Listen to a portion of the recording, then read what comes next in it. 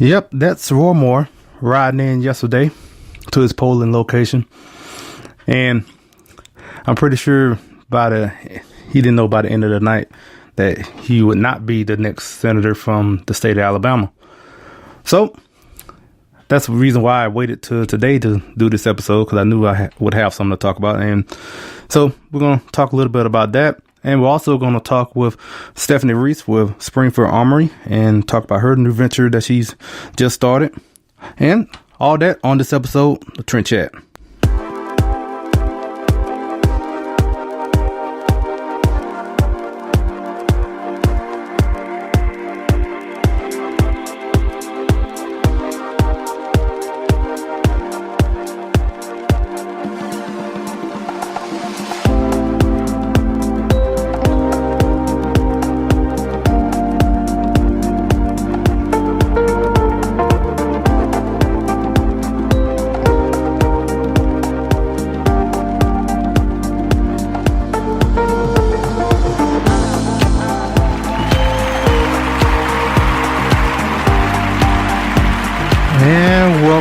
Welcome everybody to another episode of Trend Chat.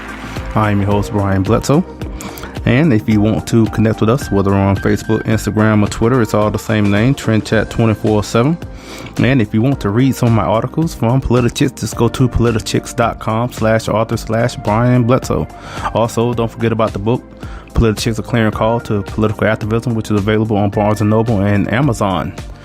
Contains over 300 pages with contributors like myself talking about healthcare, education, social issues, activism, and my article about being a delegate in the national convention last year is in that section called activism. So pick that up for Christmas, or even if it's not Christmas when you're listening, just pick it up regardless. So I played that whole little horse galloping or somewhere, wherever that was, I don't know. But I don't know how many of you noticed or saw Roy Moore when he came to vote yesterday morning. He rode in on horseback, him and his wife. And I know some people were just so quick to want to mock, just want to just make fun of Roy Moore riding in on a horse. I mean, so what? I thought it was kind of cool, actually. I mean, if I had a horse, I'd ride in on it too. And plus, given that I'm guessing it was close to where he lives. I don't know, but I just know he rode in on horseback. And hey, kind of whatever. But given how everything went out yesterday, I guess that was just one more jab people wanted to make at Roy Moore for something. And so, yeah. So if you don't know, Doug Jones won the Senate race in Alabama by a very slim margin. And it's funny. I actually was thinking about doing maybe a 1 to 2 minute podcast yesterday just to give my predictions. Then again, maybe I just should have just tweeted it or put it on social media. I just did not think about that, actually. I got to get better at this whole, podcasting thing, or trying to be a commentator. Sometimes I just forget. But anyway, because I was thinking, wouldn't it be something? And I was leaning toward this way, that Roy Moore will lose within the margin of the write-in vote. But, that don't mean anything now because it's after the fact. But that was something I was thinking yesterday. And just to show, the write-in vote was a little under 2%, and he lost by a little under 2%. So now you have Doug Jones, who is, I think this has been stated more than once right now, that he is the first Democrat in 25 years to be elected senator in Alabama, which one thing about that is that that Democrat that was elected back then was Richard Shelby, who is right now the Republican senator of Alabama. So he switched back in, I think, 94.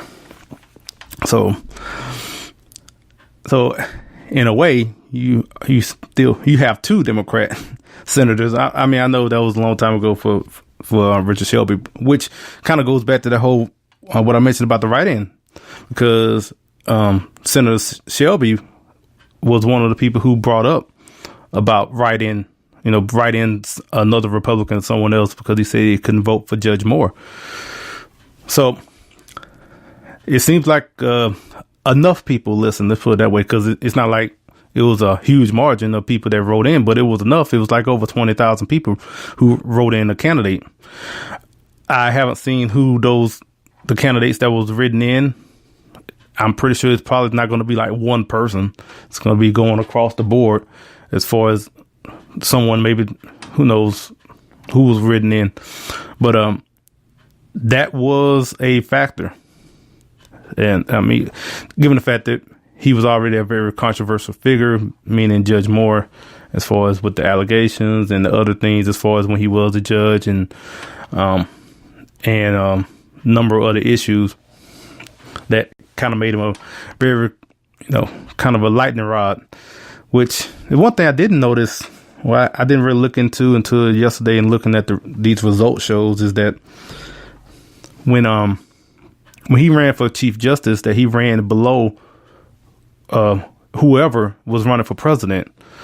If I remember, it was 2012, and when Romney was running, Romney won by a larger margin than Ward Moore won during the same election, and he's running for governor before in the primaries, and didn't get past the primaries or whatnot, and so now we've kind of gotten to the point where Judge Moore, he mentioned that he's not conceding, at least as of this recording. He said he's not conceding, which I don't see him gaining too many. He's not gaining enough votes to overturn it, put it that way. He may gain some, but I can't see him. I think right now it's like over 20,000. And according to the rules in Alabama, from what I've read, that you can't get an automatic recount unless it's 0.5%. So not just 1%, it had to be 0.5%. And he doesn't have that because it's over 1.5% that he lost by. So I don't know. Who knows? I'm pretty sure they're going to look into voter fraud and other things like that, and just try to see if everything was on the up and up. But that's down the road, and that, who knows what's going to come out of that, if anything or nothing. So now I know, obviously, Democrats and liberals seems like across the globe was celebrating yesterday. Hollywood obviously taking a break from all their scandals and decided to, celebrate and thank the people of Alabama, the people that they normally call every name except a child of God, except for yesterday. All of a sudden now they got the hashtag Thank You Alabama, which Doug Jones put out, but it's kind of became a trending hashtag. But yeah, all those elites in Hollywood on the coast on both sides are just telling the people of Alabama, well, you're not as stupid that we think you are today. I'm pretty sure that's going to change depending on the fact that Doug Jones is only going to be in for 2 years, and then he's back up for election in 2020. So, if a Republican come in next time and becomes the senator, and all of a sudden, Alabama is back to being, what these Democrats and liberals already assume that they are. So for right now, they love you. for the moment. So I guess that's some sort of, take some credit in that for the people of Alabama. I don't know. I know even in Doug Jones' speech, he, thanked the African American community and Latino community, and as far as black population, that's not surprising. Black people have voted over 90% for the Democrat, for forever. So there wasn't that big of a, I guess the fact that just the number of people who came out to vote. But, kind of just goes back to the same thing as always. I just feel like, I guess black people just want higher taxes and open borders, and, abortion on demand, gun control and all that. So, I mean, it's obvious that that's what they like because they keep voting for, not just for Doug Jones, just Democrats in general. And I don't know, for some reason but they don't agree on some of these things, on probably most of these things. But one thing I have noticed is that it's definitely, for a lot of people, it's basically just a party vote. Just, I guess, whether you're older or whatnot, that you have this idea of what the Democrats are, and that was an idea that was maybe 30, 40 some odd years old, that is nowhere near what they are now, and just refuse to think of any other option.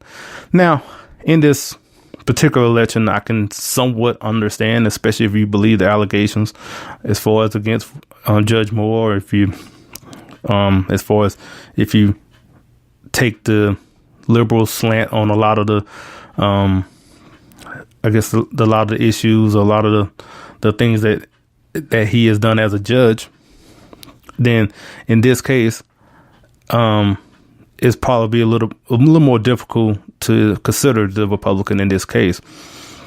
That being said, it's not like we're talking about this was just an anomaly. This is something that, like, even regardless of who the Republican candidate is, that it seems like black people don't even give him a chance, him or her. They don't care what their positions are, and they basically just voting just because it's a D. Now that goes both ways, because there's plenty of people who vote Republican just because they're Republican, and it's kind of the same deal that I'm saying as far as for Democrats, where they have been voting Republican and they just keep voting and don't really put much thought behind it. So it goes both ways. It just, in the case of far as talking about the African American community or the black community, however you want to term it, but it's just such an overwhelming number, where you're talking about 90%. But yet it's funny because as soon as you mention that number, but black people are so quick to say, oh, well, we're not a monolith. We're not just this monolithic community that just vote one way or whatever, or we all think differently. Well, these numbers prove otherwise, and it has for a long period of time. So, I mean, you talk about 90% voting the same way constantly over and over again with no change, not even considering the other side at all. And I'm not saying that about considering Republicans. That's not what I'm saying. I'm talking about considering any other side. So either, libertarian, whatever like that, not any other side, not even considering it. So that's the thing for me. If I'm talking about the black community, I'm not really saying as far as, okay, you should not vote Democrat, especially if it doesn't align with your views, and then turn to vote Republican. That's not what I'm saying. If that's because definitely the Republican Party has its issues as well. So the point I try to make is that while you just voting for Democrat, you could vote for someone else that's probably more aligned with your values. And so that's normally the issue I'm making. Or if you choose to not even vote because you don't like either one, that's understood. That's understandable as well. But it just, like I say, even for me, I could consider voting another party. Just I know who I'm not voting for. It would be not the Democrat Party. So I can consider voting for like the Constitution Party or the Libertarian Party. I can see myself voting for one of those other parties. Obviously the Republican Party, which I vote for the most, but I can see myself voting for those other parties Like I don't see myself voting for the Socialist Party or the Communist Party or like I said, or the Democrat Party, or I guess maybe the Green Party. I think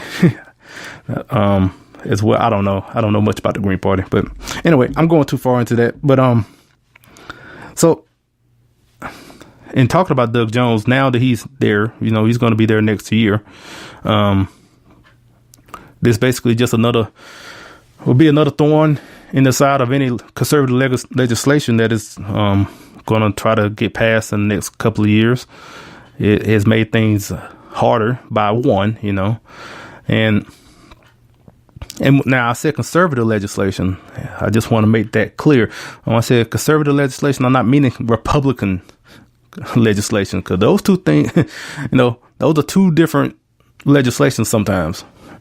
And but in talking specifically about conservative legislation, maybe, whether we're talking about natural reciprocity or even tax reform, I don't know if that's going to go into next year, or national security, legal immigration, border, abortion, all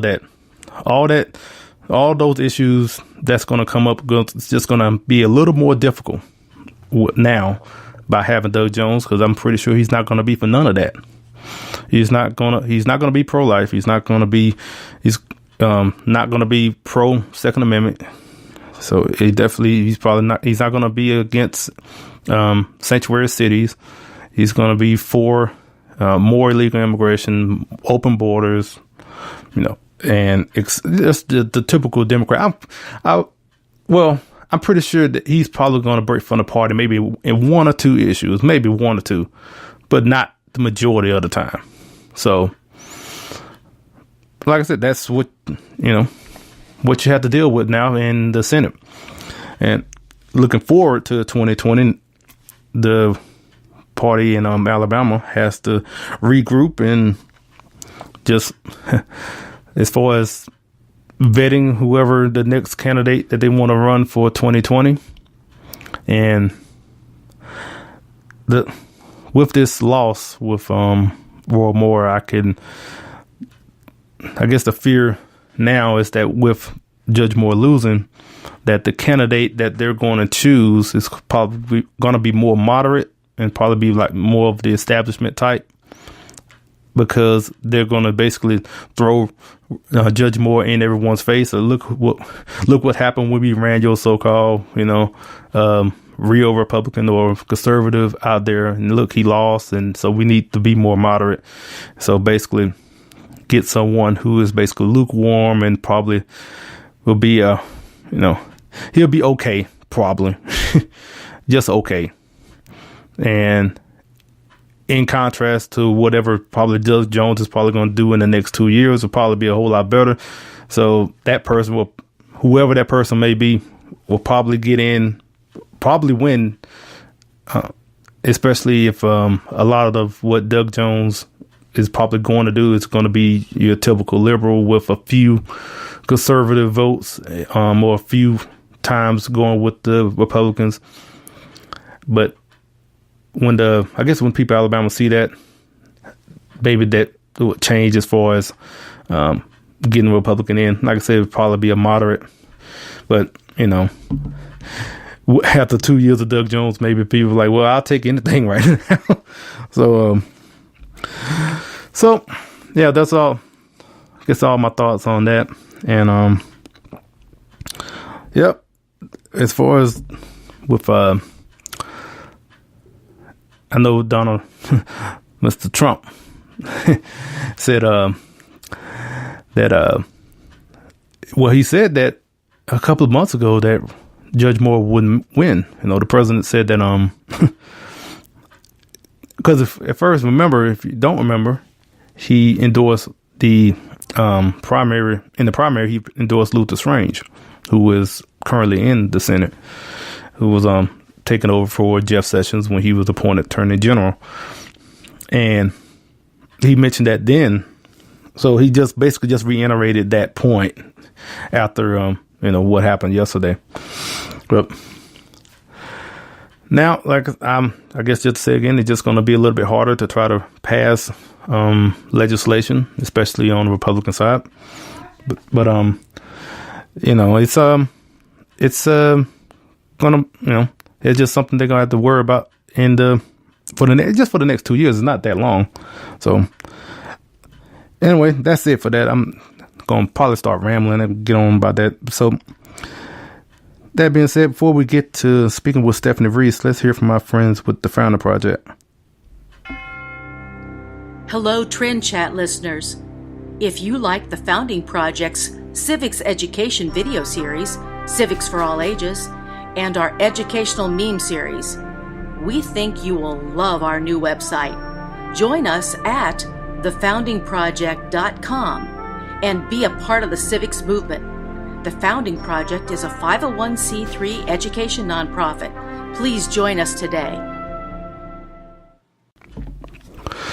So, we're going to speak with Stefany Reese with Springfield Armory, and she has a new venture coming up, and I wanted to talk with her about it, have all y'all listen to about this. I guess right now it's kind of a website, but she definitely is looking to grow it to being something more. So without any further ado, here is our interview with Stefany. Hello, this is Trent Chat, and we are pleased to have the PR and Communications Manager for Springfield Armory, Stefany Reese, with us. How you doing? Hi, great. Thank you so much for having me. Yeah, and I wanted to bring you on because you have started a new venture, and actually, I'm just going to let you explain it all. I'm just going to say that it's called Second to None, and tell us all about it.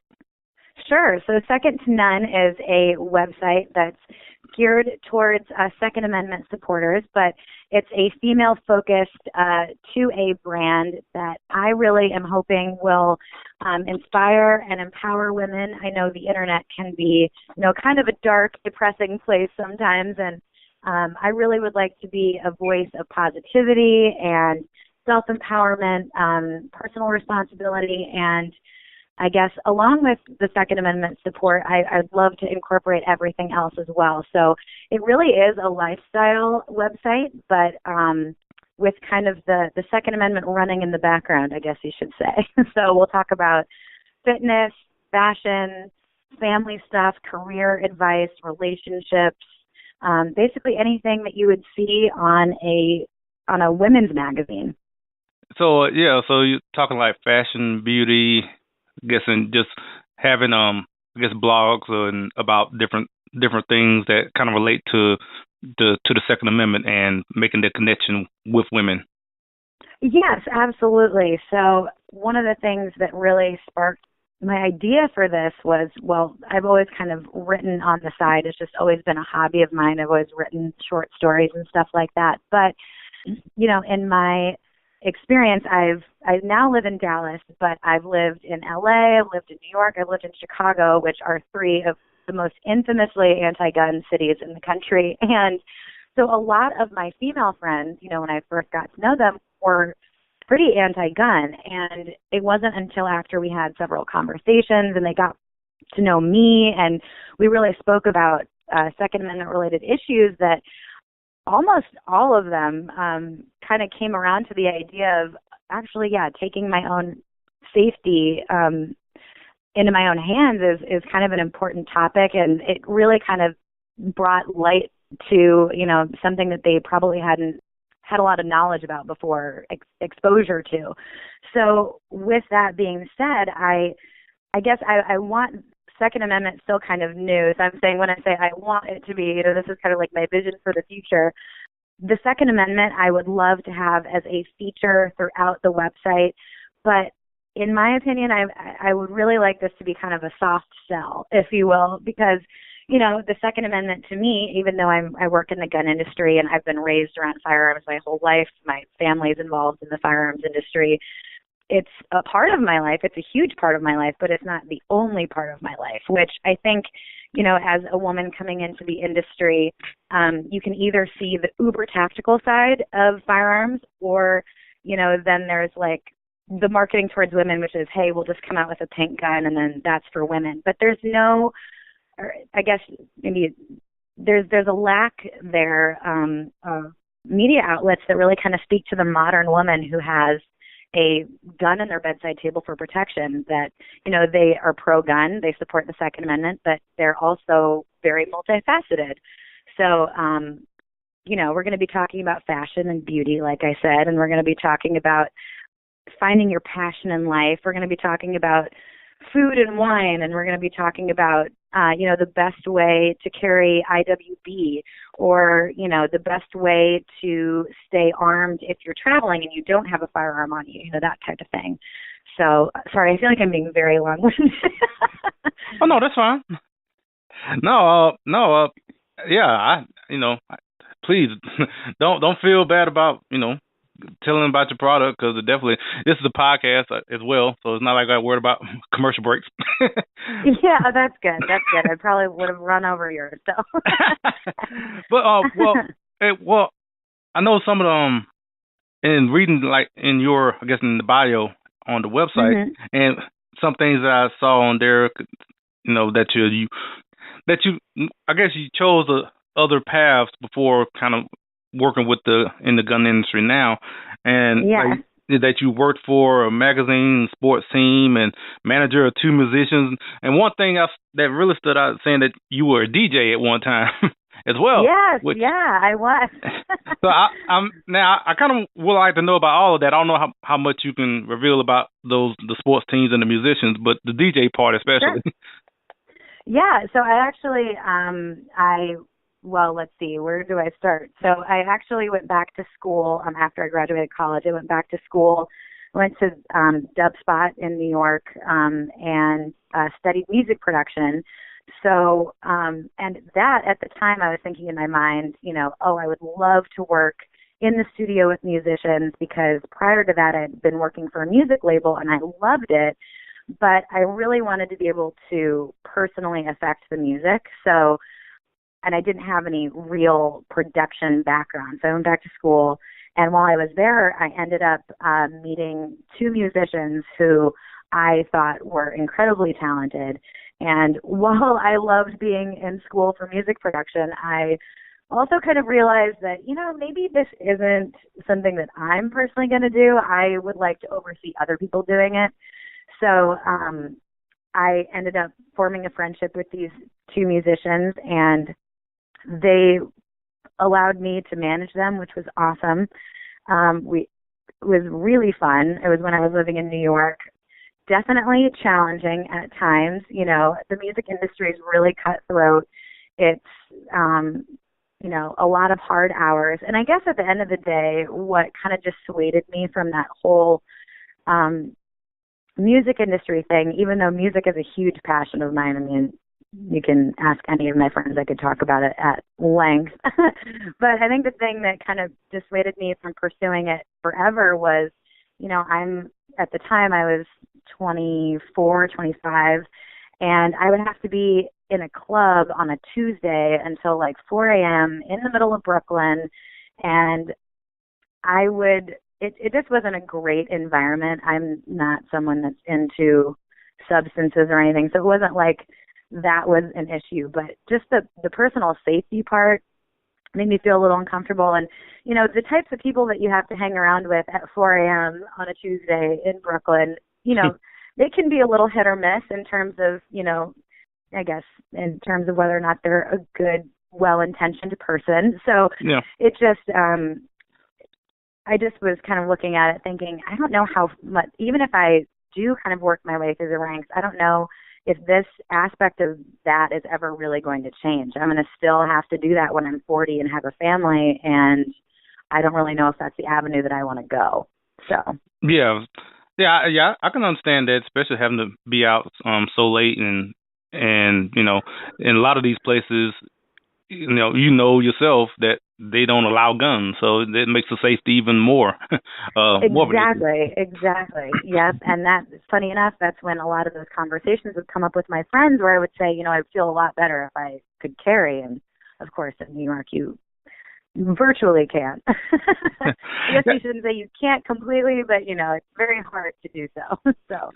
Yeah, and also, I guess a little bit on a personal note, I forgot to say congratulations on your engagement which I Oh, thank you. Yes, thank you. Yeah, very recent. So it's very exciting. I'm loving it. I'm still getting used to my ring on my finger. I keep playing with it, but yeah, still exciting. Well, that's a good thing. So now, one other question I thought about when you in talking about the music industry. So I know you said like it was cutthroat. So what is I guess compare the gun industry with the music industry? Oh, that's a great question, actually. There's such a huge difference, and I'm happy to say that the firearms industry is so much nicer. Everyone in the firearms industry, I feel like, is just a giant family. You see the same faces, and everyone is so welcoming. And, you know, I think because of the inherent nature of the fact that we all represent this principle that is sadly kind of under siege a lot of the time, you know, you kind of end up having to forge this really strong bond. I guess you don't have to, but like you end up just by default, you know, you form a bond with these people that are in the industry with you. And so it really does feel like a giant family. And yes, you do technically compete with other companies, but you always feel like you're in the same fight together, if that makes sense. Whereas the music industry is, can just be, I guess I'm trying to find like a nice way to say it, just not very nice. So they can definitely be a little cutthroat. They can, you know, it's kind of dog eat dog. So. Mm-hmm. Yeah. Okay. Yeah. So, kind of go back to second to none. So I wanted to ask you what are the plans? What are you looking to accomplish in growing second to none? Oh, that's a great question too. You know, I think I said this before we started the interview. I think my goal is right now I would definitely consider myself a blog. I would love to be considered like a true media outlet where I really would like my content to separate second to none from the other websites out there in terms of not only the quality content. I want people to go to the website and actually enjoy what they're reading, but I also want people to step away from the website thinking, oh, that actually put me in a really good mood. Because like I said, you know, the internet can be kind of an ugly place sometimes, you know, with people sitting behind their keyboards, sitting anonymously and commenting and all that stuff. So I really want my content to be uplifting and inspiring, and I think that hopefully then it would represent the Second Amendment community really well. So that's also another huge goal. I want to make other Second Amendment supporters proud of my work as well. Okay. And I guess I wanted to ask as far as where can everyone reach you on social media and second to none? Sure. So on Instagram, I'm at Second to None blog, and I'm at Second to None on Facebook.